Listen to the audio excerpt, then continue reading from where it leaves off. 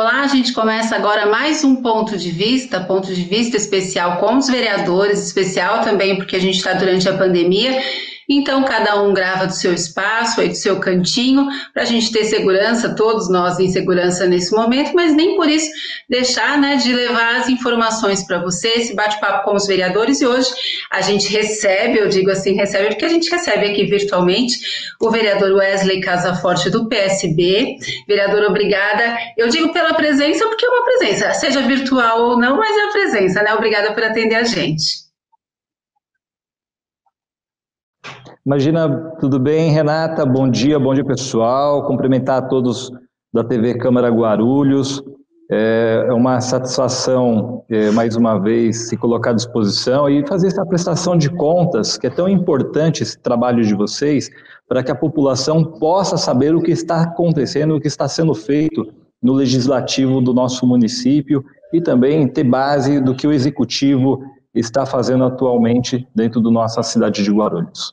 É isso, a gente vai falar um pouquinho sobre o momento atual, né, e falar um pouquinho também a respeito do seu mandato, das coisas que foram feitas. O senhor foi eleito em 2016, é o primeiro mandato, vereador?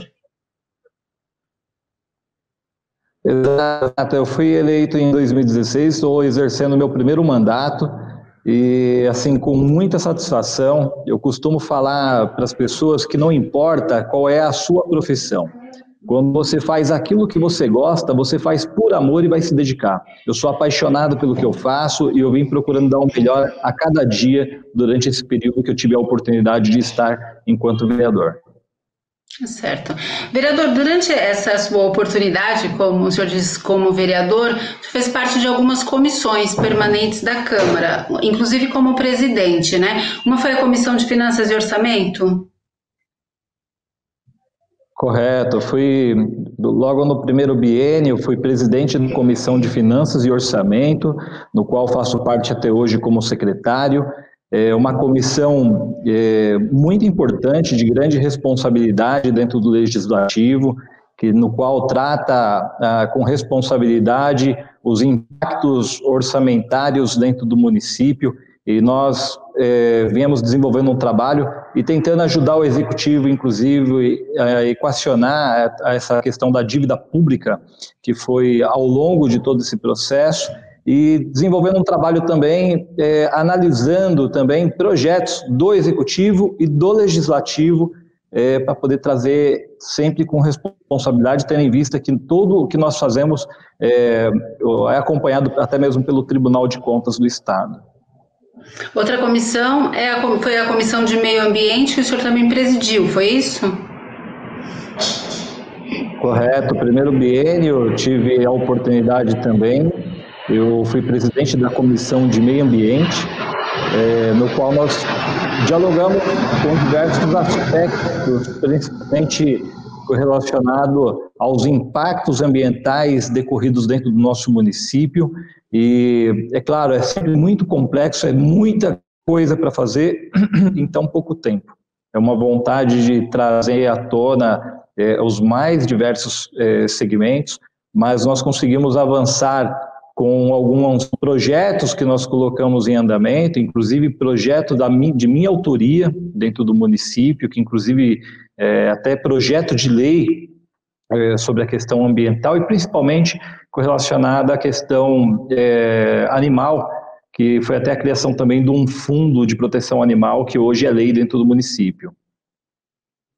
Esse foi um projeto apresentado durante não sei se a gente pode chamar de gestão, mas enquanto o senhor esteve à frente da Comissão de Meio Ambiente, é isso? Isso, foi um projeto que veio, uma construção desde quando eu estava como presidente da comissão, e sempre buscando analisar e se ater aos detalhes do que realmente havia necessidade. E todo projeto de lei, eu não costumo fazer projetos de forma aleatória, eu gosto de ter embasamento para poder elaborar cada projeto. Então, me ativo em cada detalhe, vi a necessidade, tendo em vista que nós temos uma complexidade com relação ao abandono de animais dentro do município, e nós não temos um serviço prestado que se adeque a essas questões.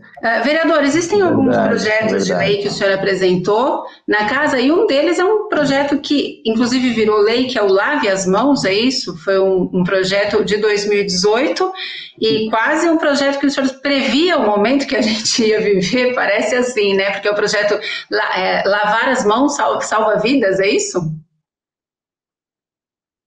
Exato, Renata. É um projeto da minha autoria que intitulei dentro do município, onde coloca como lei a obrigatoriedade dos estabelecimentos comerciais do ramo alimentício, tais como restaurantes, bares, casas de show similares, inclusive as públicas e particulares, né, e tudo que se refere a cantinas de alimentações, para que trate com o cartaz de orientação, pessoas pudessem lavar higienizar as suas mãos de forma adequada, tendo em vista que na própria site da Anvisa é comprovado que você consegue reduzir em até 40% infecções com relação à base de alimentação por via das mãos. Então, essa lei fiz naquele momento, isso na verdade nos países de primeiro mundo, tais como países europeus, eles têm isso, bate muito forte porque a gente consegue fazer uma redução significativa do número de pessoas que acabam ficando doentes pelo simples ato de lavar as mãos, principalmente com relação à questão até mesmo de uma própria gripe, uma simples gripe que pode tornar uma coisa mais complexa. Então, assim, esse projeto ele veio de encontro, como você falou, na verdade eu não previso nada, né? Isso aí, na verdade, sempre quem previsa é Deus. Então, acho que, de repente, ele acabou me usando aí como instrumento, aí, mais uma vez, para a gente poder colocar um projeto tão simples, mas de tão grande relevância para a cidade. E hoje a cidade inteira, eu acho que não a cidade, o mundo inteiro, na verdade, passa a ter uma nova cultura, e isso, para os próximos períodos, acredito que nós iremos sentir o impacto da importância dessa questão de manter essa higiene. Eu acho que passa a ter uma nova cultura, Renata. As pessoas vão começar a se ater nessa questão da higienização das mãos, porque por vezes a gente se cumprimenta, né? O brasileiro tem muito esse hábito de o cumprimento com as mãos, né? Um corrimão de escada, às vezes no ônibus, em tantos lugares que a gente coloca as mãos, e às vezes, por vezes, a gente não tem, as pessoas não têm essa tratativa de higienização. Então, quando vem esse projeto, eu fiquei muito feliz de ter a aprovação de mais esse projeto dentro do Legislativo, junto ao Executivo, e ver isso tomando uma notoriedade, né, principalmente nesse momento tão difícil que nós vemos passando. Vereador, outros projetos que a gente tem aqui, né, que foram pesquisados do seu mandato, é um projeto sobre seguro-obras, transparência nas mangueiras de abastecimento de combustível, crédito educativo para estudantes de medicina. Então, a gente percebe que são projetos, além desse que o senhor comentou agora, sobre assuntos bastante diferentes. Como é que surge isso? É uma pesquisa que o vereador, a equipe faz, é a demanda que chega da população? Como é que são criadas ou como é que surgem as ideias para apresentar projetos para a cidade?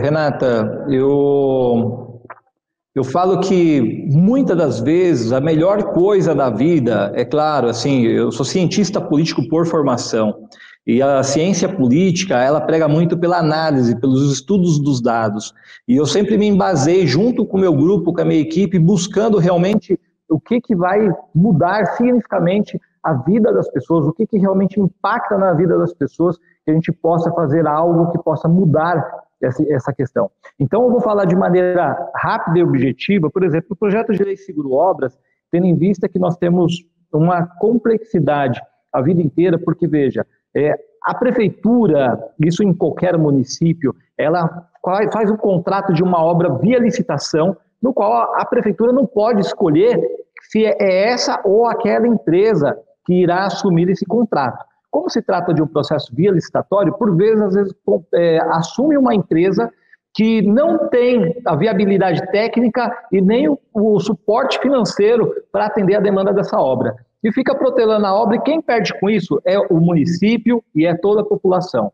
Então, nós colocamos esse projeto para que, no qual a empresa que ganha o processo licitatório, ela tem que pagar um seguro e se ela não tiver como fazer a conclusão em um prazo determinado, que o seguro cubra, né, a responsabilidade, porque senão você fica impactado com essa questão, às vezes por vezes de uma emenda, por exemplo, principalmente quando a gente fala de um recurso que vem a nível federal. Então, quando você pega esses recursos, você fica com a obra impactada, fica com aquela construtora que não executa a obra e não vê andamento, e perde toda a população. Por exemplo, eu citei por vezes a Avenida Minas Gerais, que foi uma obra que ficou parada por uma década, por mais de 10 anos, que fica no bairro Cidade Soberana, e é uma obra que detém um recurso de 21 milhões, né, do governo federal, e essa obra ficou parada a vida inteira, né, e as pessoas sofrem com isso, porque chuva é lama, é sol é poeira, sofre as famílias que residem ali, é uma principal via de acesso,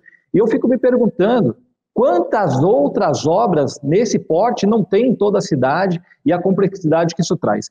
Então, eu acho que o projeto vem de encontro para a gente trazer uma solução para colocar fim nessa questão. Só fazendo um parêntese rápido aqui, e falando sobre o que você mencionou, sobre o projeto da transparência das mangueiras dos combustíveis, nos postos de combustíveis.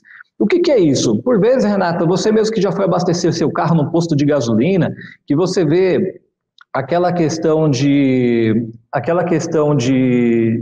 combustível, a questão de combustível que, por vezes, você não sabe o que está sendo abastecido ali, o tipo de combustível. Às vezes o seu carro sai falhando, o seu carro não pega depois direito, então, assim, às vezes, a tonalidade da gasolina, às vezes nós já pegamos combustível de forma adulterada, até com a cor do combustível, que chega a ser até marrom a cor do combustível, ou por outras vezes nós temos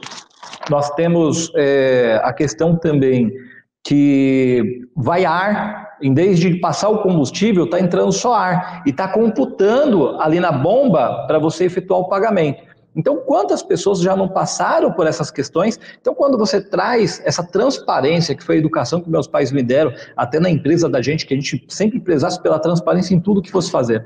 Então, é dessa forma que eu vim trabalhando, e assim, se a gente colocar em todos os postos de combustíveis do município essa transparência, eu acho que a gente vai trazer mais transparência para o consumidor, e o consumidor vai ter mais seguridade daquilo que ele está sendo abastecido no seu veículo. Então, é um projeto que vem de encontro à população também. Então, referente à questão do crédito estudantil, esse projeto de lei que nós apresentamos, ele vem de encontro, tendo em vista a dificuldade que eu vejo, por vezes, os médicos atualmente, eles não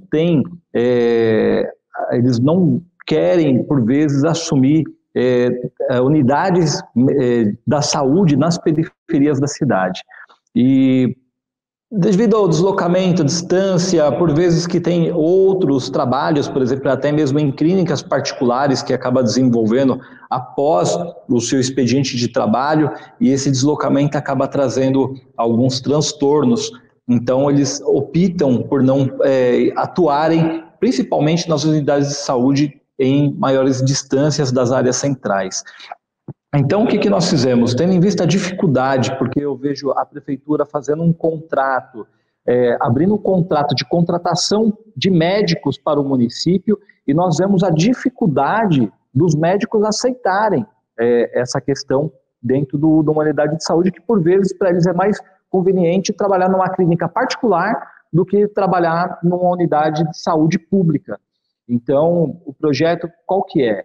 Nós vamos fazer esse crédito educativo para as universidades de medicina, a prefeitura custear em parcerias com as empresas do município, que a gente possa custear esses alunos que têm vocação para a questão da medicina, e de forma gratuita, mas de contrapartida, Renata, que eles possam, esses alunos, após a formação, que eles possam prestar serviço para a saúde pública do município, por exemplo, de 5 a 10 anos, ou até mesmo a contratação desse mesmo, principalmente para que possa atingir essas unidades de maior distância, onde nós temos uma carência atual dentro da cidade. Tá certo, vereador. E vereador, como é que anda, falando em médicos, né? E a gente já lembra do momento que a gente vive de pandemia. Como é que anda o trabalho da Câmara, do Legislativo, durante esse período? A apresentação de projetos, o trabalho dos próprios vereadores com a população, como é que está essa situação no Legislativo atualmente? Ótimo. Bom, Renata, o Legislativo, houve uma paralisação, né? Acho que é um momento muito turbulento para todos, o mundo inteiro sentiu isso, mas o Legislativo, nós até dialogamos junto com o presidente da Casa e falamos a importância de dar continuidade dentro dos projetos, porque a cidade ela não para. E existe a real necessidade de os vereadores estarem apresentando os projetos de lei, fiscalizando até as próprias contas, o direcionamento do recurso público, e esse papel é um papel fundamental. Então nós fizemos sessões online, né? Viemos acompanhando com sessões online. É claro, não é da mesma forma que o presencial, né? Acaba tendo algumas complexidades, principalmente com relação à parte de tecnologia, sinal de internet. Às vezes você vai fazer uma votação, cai o sinal. Por vezes eu acompanho todas as sessões, nunca perdi uma sessão na minha vida, porque eu acho que é uma responsabilidade, não que isso seja mérito da minha parte, acho que é uma obrigação da minha parte, né? E vim acompanhando essas questões e entendendo que existem várias demandas que nós temos que dar seguimento. Então, assim, o Legislativo, ele teve atuante. Eu procurei mesmo dialogar com diversos vereadores, sempre preocupado com as questões dentro da nossa cidade, tentando buscar, independente de questão partidária. Eu nunca fiquei, por esse ou aquele partido. Para mim não importa se é o partido A ou o partido B. Eu acho que nós temos que, em conjunto, buscar o melhor para a cidade de Guarulhos. Esse sempre foi o meu pensamento. Sempre foi de criar propostas, e eu não tenho vaidade nenhuma de falar eu sou o criador. Não, eu acho que nós temos a obrigação, né, dentre os 34 vereadores que estão no Legislativo, temos por obrigação e responsabilidade, claro, sempre respeitando o ponto de vista de cada um, né, e é normal, é legítimo, principalmente o papel de oposição ao governo, apresentar formas que acaba dilubriando a população, ou às vezes nem sempre também, porque tem coisas que são de forma coerente e a gente respeita esse ponto de vista. Eu acho que eu sempre procuro agir no papel do bom senso, agir com o papel da responsabilidade e dentro daquilo que eu acredito que é fazer o melhor para a população. Tá certo. Vereador, a gente está chegando ao fim, mas antes eu queria saber do senhor uma avaliação da cidade, não só nesse momento, mas de todo esse processo que ela tem passado nos últimos anos, né? Qual a sua avaliação geral sobre a situação atual da cidade? Bom, a minha avaliação eu vou falar de maneira rápida. Você pega assim, eu vou falar pela questão governo. O governo assumiu, é ciente por todos, a dívida que era muito alta, né? E assim, esses 2-3 primeiros anos foi um trabalho muito árduo para poder equacionar essa dívida pública e tentar avançar. E hoje, acho que muitos avanços, um dos principais pontos da minha percepção, e até participei dessa conjuntura junto ao governo, foi a tratativa de o SAAI, tirar a empresa SAAI da cidade, que tinha uma dívida de 3,2 bilhões de dívida, e a Sabesp assumir. Nós tínhamos uma falta de água no município, que hoje, na verdade, já não tem mais. Alguns pontos ainda tem, ainda porque existem muitas manutenções que a própria Sabesp está fazendo. A rede de abastecimento do nosso município é da década de 70, então tem muito trabalho pela frente, mas eu acho que para a cidade foi um ganho muito importante, significativo, e hoje é notório, a população inteira vê que tem um canteiro de obras na cidade inteira, são muitas coisas que vem fazendo. É claro que a vontade é que nem na casa da gente. Eu costumo falar que a vontade nossa, a gente é de querer reformar nossa casa, trocar os móveis, trocar de carro, a gente quer fazer tudo isso. Mas a gente vai fazendo de acordo com o nosso orçamento, de acordo com a nossa realidade. E a cidade vem trabalhando, eu acho que de uma maneira coerente, e eu acho que nós temos muitos avanços. O prefeito, acho que ele tomou uma atitude, apesar de ser um cara jovem, mas um cara muito dinâmico, um cara que sempre buscou. Eu nunca vi um prefeito trabalhar tanto que nem o prefeito atual trabalha, e acho que isso é muito importante para a cidade de Guarulhos. Acho que no futuro as pessoas irá começar a entender a importância que foi essa gestão, e claro, com certeza, se Deus abençoar permitir, vai dar seguimento aí com os trabalhos, e a cidade vê um avanço que a cidade merece e precisa. Tá certo, vereador. Eu agradeço, a gente chegou aqui no nosso tempo final, agradeço por ter recebido a nossa equipe, mesmo que virtualmente, que é como dá para ser nesse momento, agradeço a sua disponibilidade em conversar com a gente. Imagina, Renata, eu que agradeço e estou sempre à disposição e parabéns pelo trabalho de vocês. Eu sempre falo, até em todas as entrevistas que eu vou, que Guarulhos, Renata, merecia ter uma TV canal aberto, que toda a população tivesse acesso à informação. Infelizmente ainda é muito restrito, mas se Deus abençoar permitir, quem sabe daqui a pouco a TV Câmara vai estar no canal aberto, passando para a cidade inteira estar acompanhando aí. É isso aí, tá certo, vereador, obrigada. Obrigado, sempre à disposição. Obrigada.